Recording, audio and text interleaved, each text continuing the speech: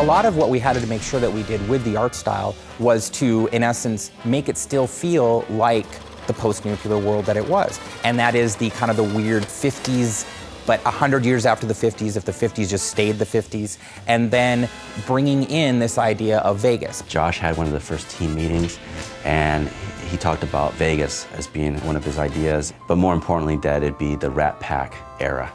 And when he said that, then I was just joyous, because it's just great aesthetics at that time. When we started the game, there were a few things aesthetically that we knew we wanted to do. We wanted to make sure that the architectural style of homes and as well as the casinos either reflected 50s style from the Vegas era, or it reflected an even earlier time, more like the settlers of the West.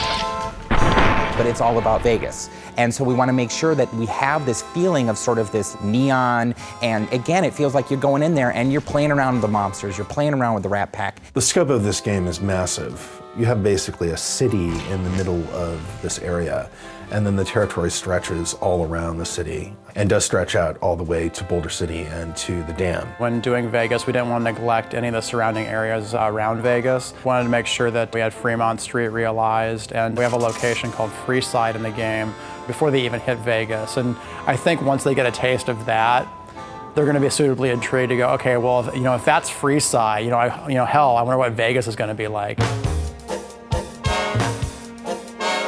The Vegas that we were representing was really classic Vegas. This is something that dovetails nicely with the general aesthetic of the Fallout series as a whole. Everything to do with the Strip is a big artistic playground. One of the strengths we saw about being able to use Vegas as a location is because all those casinos have their own individual themes. It's like a big amusement park the size of a city. And not only do designers have a lot of fun doing quests for those areas, but artists have a fantastic time going, you know what?